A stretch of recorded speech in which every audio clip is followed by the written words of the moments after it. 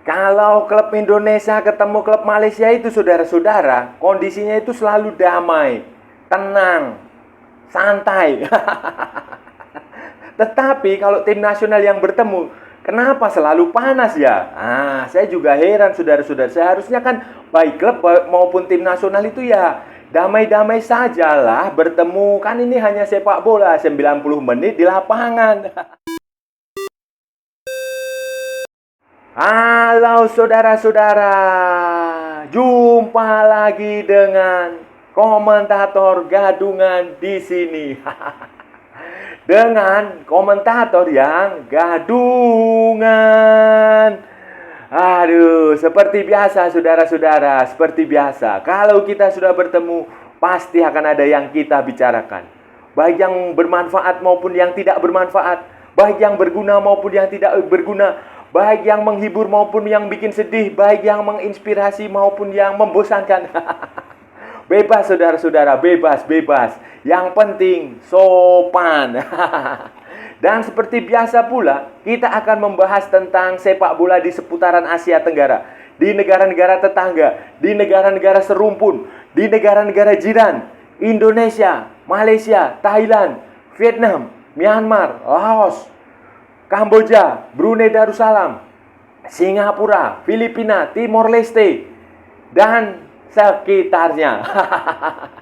Dan untuk edisi kali ini saudara-saudara, untuk edisi kali ini kita akan membahas tentang kita akan mempreview, mengulas, menganalisis tentang Piala AFC 2023-2024 yang akan mulai bergulir lagi tanggal 20 September 2023. Khususnya kita akan membahas tentang di zona ASEAN. Di zona ASEAN itu ada 3 grup di situ. 3 grup dan di situ melibatkan tim-tim dari Indonesia dan dari Malaysia yang bertemu. Ada 2 tim Indonesia, ada 2 tim Malaysia, terus ada lagi tim-tim lain lah, dari Singapura juga ada, dari Australia pun ada saudara-saudara. Tidak ada dari Thailand. Thailand semuanya masuk ke Liga Champions Asia. Ini akan menarik saudara-saudara untuk kita bahas. Karena biasanya pertemuan antara tim-tim dari Indonesia dan dari Malaysia ini menyita perhatian. Ini akan seperti apa saudara-saudara? Ini akan kita bahas, akan kita ulas, akan kita analisis di edisi kali ini saudara-saudara. Saudara-saudara, setelah tertunda beberapa bulan karena adanya format baru. Format baru Piala AFC juga akan mengikuti Liga Champions Asia untuk kembali bergulir. Kalau sebelumnya itu menggunakan format tahun kalender 2022-2021, sekarang menggunakan format season atau musim 2023-2024. Seperti kompetisi di Eropa yang 4 musim. Ada musim dingin, musim panas, musim semi, musim gugur. Ya, sama kayak begitu. Jadi ini dianggap supaya lebih menarik dan jadwalnya lebih strategis. Dan untuk Piala AFC 2023-2024 ini akan dimulai dipertandingkan mulai tanggal 20 September dan 21 September. Berarti besok ya. Besok apa hari ini? Ya, minggu-minggu ini lah saudara-saudara. Minggu-minggu ini, dan seperti biasa pula tidak ada perubahan dalam komposisi, sistem, format maupun pembagian grup. Tetap saja Piala AFC akan menggunakan sistem zonasi. Ada zona di Asia Barat, Asia Tengah, Asia Timur, Asia Selatan kalau nggak salah ya. Terus kemudian Asia Tenggara. Jadi itu per zona-zona itu kemudian nanti mereka akan bertarung di situ ya. Pertimbangan AFC menggunakan sistem zona karena untuk pemerataan kualitas. Karena level di tiap zona itu pasti akan setara. Kemudian juga untuk biaya finansial, saudara-saudara, transportasi. Karena Asia ini adalah region yang sangat luas. Makanya dibagi ke dalam zona-zona. Kalau di Liga Champions Asia dibagi menjadi wilayah barat dan wilayah timur. Asia Barat dan Asia Timur. Tetapi karena Piala AFC dipertimbangkan menggunakan sistem zona yang bukan hanya barat dan timur, tapi juga ada Asia Tenggara, ada Asia Timur, ada Asia Tengah, ada Asia Barat, ada Asia Selatan. Nah, itu karena masalah keuangan. Jadi kan nggak mungkin klub dari Australia away sampai ke mana, Lebanon, atau klub dari Indonesia main di Uzbekistan sana yang jauh sekali, home and away. Itu alasan utamanya seperti Piala AFC 2023-2024, saudara-saudara. Zona Asia ini, zona ASEAN. Zona Asia Tenggara ini akan dibagi menjadi 3 grup. Ada di grup FGH. Nah, ada di grup FGH. Dan di grup F, saudara-saudara, kita contoh aja. Kita ambil contoh di grup F itu ada Cebu dari Filipina, kemudian MacArthur FC dari Australia, Sun United dari Myanmar, dan Phnom Penh Crown dari Kamboja. Sementara di grup G ada Terengganu FC, Bali United, Stallion Laguna, dan Central Coast Mariner. Sementara di grup H itu ada Haiphong FC dari Vietnam, kemudian ada Yohogang United, Sabah FC, dan PSM Makassar, saudara-saudara. Dari sini terlihat jelas bahwa persaingannya ya ada yang dapat grup enak, ada yang tidak dapat grup enak. Di grup F itu grupnya enak, saudara-saudara. MacArthur itu kemungkinan ya bisa lolos lah. bisa lolos karena Sun United dan Phnom Penh Crown itu bukan tim yang bagus. Kemudian begitu pula dengan Cebu walaupun tim besar di Filipina tetapi biasa-biasa aja. Kemudian di grup G dan grup H ini ya, ini yang harus benar-benar bertarung sekuat tenaga untuk lolos, karena Terengganu, Bali United, Central Coast Mariner, Stallion Laguna itu punya punya kualitas permainan yang mungkin saja merata. Punya materi pemain yang cukup bagus, yang sangat merata, yang peluangnya lolos sama-sama besar, saudara-saudara. Begitu pula di grup H yang ada Haiphong, kemudian ada Sabah FC, PSM Makassar, dan Hougang United. Ini juga kekuatannya relatif merata lah. Sama semua ya, kalau mereka bertemu ya 50-50 lah. Tim yang lebih siap, tim yang lebih beruntung, tim yang memainkan permainan lebih baik, itu tim yang kemungkinan akan bisa memenangkan pertandingan, kemungkinan akan bisa lolos dari grup ini dan lolos ke babak berikutnya lah, saudara-saudara. Kira-kira begitu. Jadi ini menarik, saudara-saudara. Di 2 dari 3 grup ini akan kekuatannya relatif lebih merata, saudara-saudara. Nantinya, saudara-saudara, juara grup, 3 juara grup itu otomatis lolos ke semifinal zona Asia. Sementara tim keempat itu akan diambil dari runner-up terbaik. Runner-up terbaik dari 3 grup itu akan lolos ke semifinal. Semifinal zona ASEAN ya. Jadi dan begini, saudara, di zona ASEAN ini, waduh, ini saya merasa mungkin ya bisa aja diskriminatif, bisa tidak adil, bisa karena untuk tampil di final Piala AFC atau untuk menjadi juara Piala AFC itu tim dari ASEAN ini harus melewati jalan yang berliku. Jadi kan begini, saudara-saudara, nanti setelah fase grup ini kan lolos, ada 4 tim, 3 juara grup dan 1 runner-up terbaik itu akan lolos ke semifinal zona ASEAN. Nanti setelah zona 4 tim ini akan bertanding, kemudian 2 tim akan tampil di zona ASEAN, final zona ASEAN. Setelah final zona ASEAN, mereka masih akan tampil di semifinal playoff interzone. Jadi kalau nggak salah dengan zona di Asia Timur.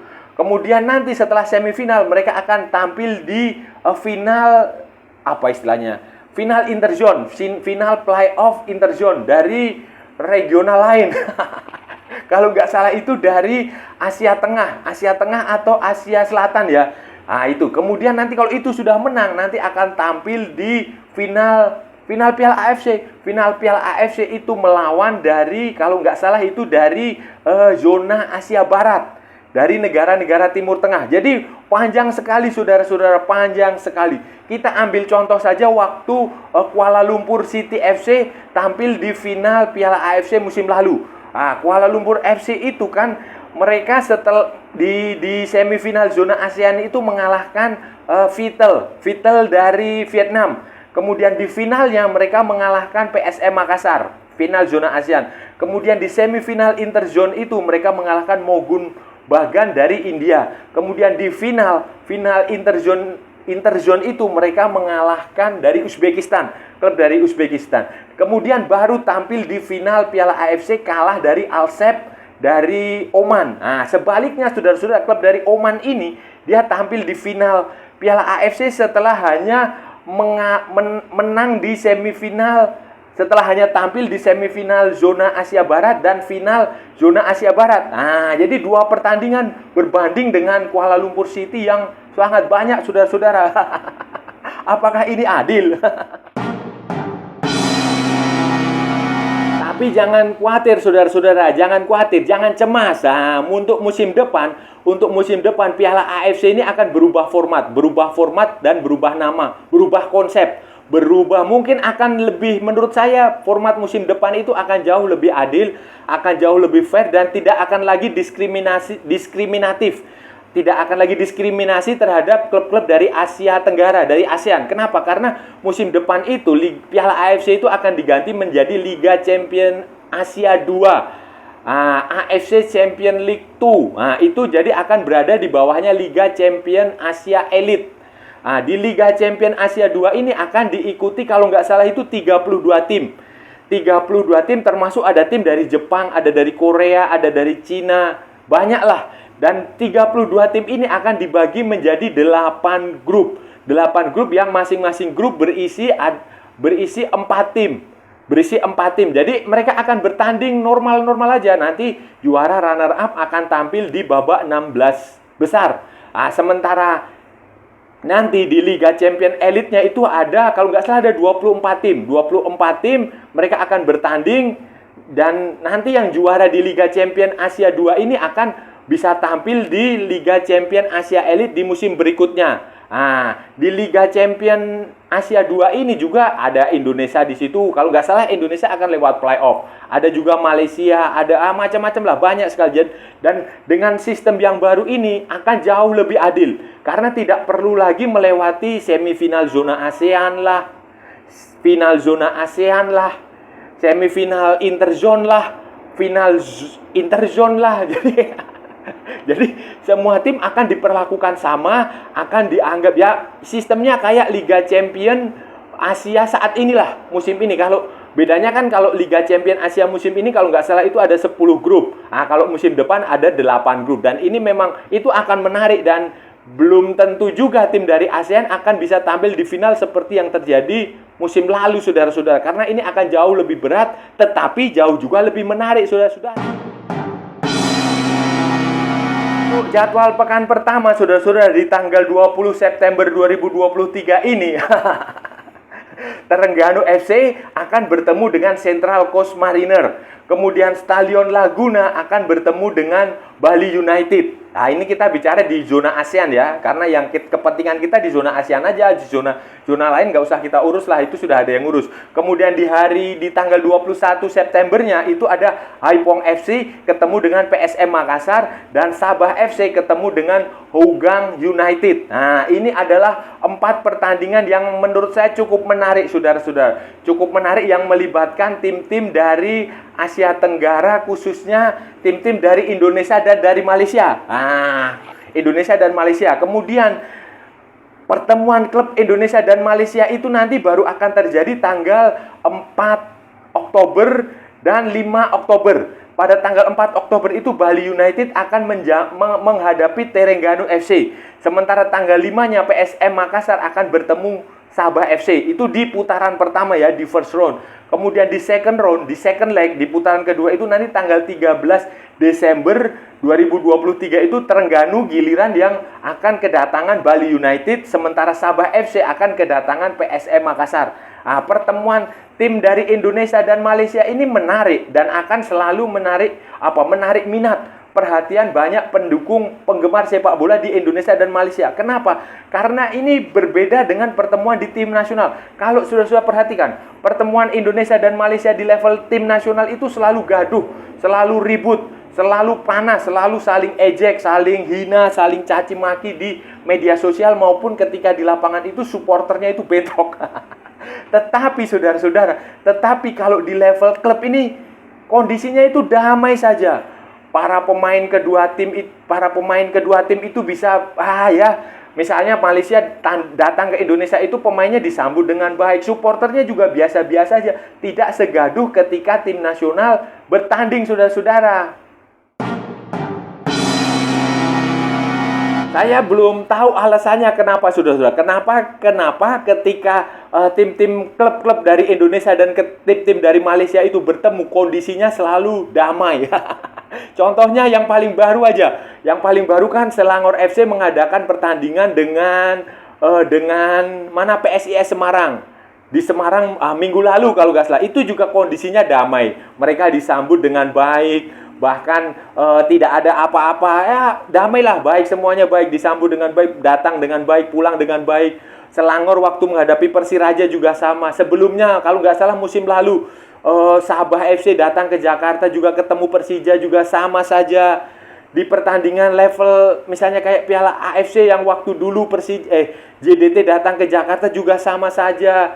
Dan saya rasa ini nanti juga kalau Terengganu datang ke Indonesia, Sabah FC datang ke Indonesia juga situasinya akan kondusif, damai-damai saja. Berbeda dengan ketika tim nasional.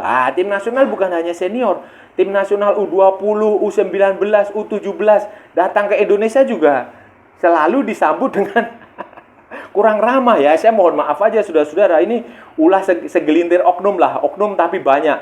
Itu kenapa, dan seharusnya ya hal-hal seperti ini harus dirubah lah. Kalau antar klub aja bisa damai, bisa bermain nyaman, kita sebagai tuan rumah menyambut tamu dengan baik. Begitu pula sebaliknya ketika Indonesia main ke sana juga, klub Indonesia main di sana juga damai ya. Seharusnya itu bisa terjadi tidak hanya di level klub tetapi juga di level tim nasional. Karena hakikat sepak bola itu ya hanya permainan, saudara-saudara, hanya pertandingan 90 menit fair play. Kemudian ya hanya mainlah, menang kalah itu biasa, bermain imbang, seri itu juga kadang terjadi. Tidak perlu harus sampai mengorbankan pertemanan, mengorbankan persahabatan, jadi persaudaraan. Jadi saya harap pertandingan yang situasi kondusif, situasi damai yang terjadi antara klub Malaysia dan klub Indonesia itu juga menular, juga terjadi ketika suatu saat nanti tim nasional bertemu, saudara-saudara. Kira-kira saudara-saudara, nih ya, kalau kita memprediksi, kalau kita menebak-nebak, kira-kira siapa yang akan menjuarai Liga Piala AFC 2023-2024, saudara-saudara? Susah saudara-saudara, untuk memprediksi pemenangnya itu susah. Kenapa? Karena Piala AFC ini beda dengan Liga Champion Asia. Liga Champion Asia itu kan klub-klubnya kita udah tahu lah, kalau nggak dari Jepang, dari Korea ya, dari Arab Saudi atau dari Qatar, dan kualitas permainannya, pemain-pemainnya itu juga kita bisa menilai karena di situ ada Cristiano Ronaldo, ada Neymar, ada siapa lagi? Ada Karim Benzema, N'Golo Kante, ada Sadio Mane, ya di Jepang juga ada Bafétimbi Gomis, macam-macam lah itu. Jadi menebaknya lebih enak, lebih menarik untuk menganalisisnya. Sementara Piala AFC ini juga kan kita relatif tidak terlalu mengenal klub-klub yang bertanding. Yang kita kenal ya hanya klub-klub dari Asia Tenggara lah, dari Indonesia, dari Malaysia, dari Australia, dari Thailand pun sedikit-sedikit. Tapi kan Thailand nggak ikut. Dari Vietnam kita juga tahu. Tetapi susah menurut saya, saudara, klub-klub dari Asia Tenggara untuk kembali menjuarai itu susah. Karena ya kemungkinan besar tim-tim dari Asia Barat itu mereka akan lebih tetap dominan. Ya selain karena kualitasnya lebih bagus, materinya lebih bagus, mereka juga diuntungkan dengan jadwal pertandingan. Mereka diuntungkan dengan ya itu tadi yang saya bilang, pertandingannya tidak sebanyak tim dari ASEAN. Tetapi bukan tidak mungkin peluang tim dari Asia Tenggara ini untuk menjadi juara Piala AFC itu besar. Apalagi ada klub dari Australia. Central Coast Mariner itu adalah juara 2 kali Liga Australia. Kalau nggak salah 2012 atau 2013 gitu. Dengan 2023. Baru ini, musim ini mereka juara. Jadi saya rasa ini akan menarik potensi. Ya, kalaupun dari Asia Tenggara ya, klub dari Australia itu punya potensi. Dan jangan lupakan, klub dari Malaysia itu juga punya potensi.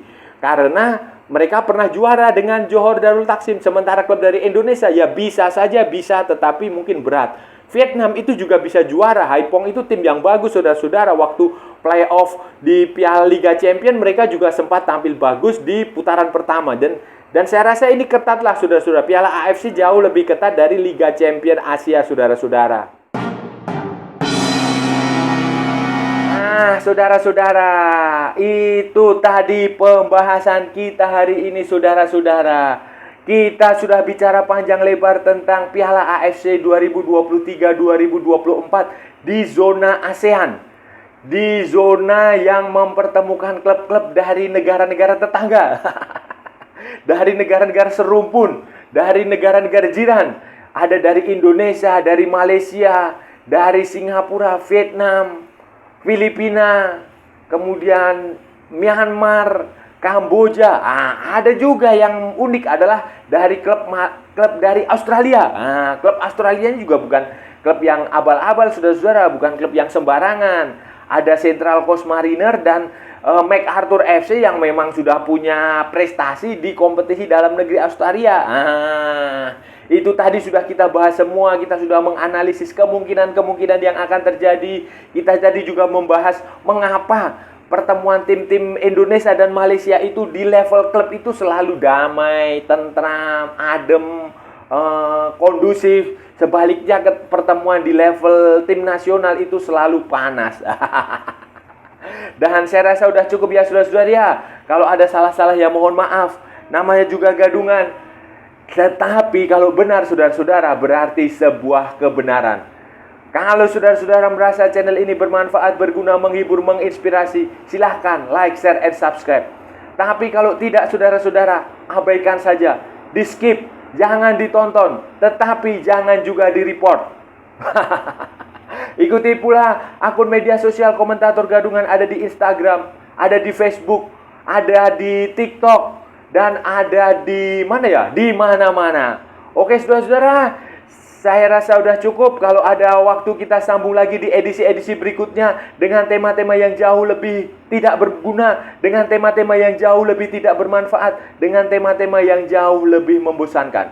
Oke, saudara-saudara, sampai bertemu lagi. Salam olahraga dan merdeka.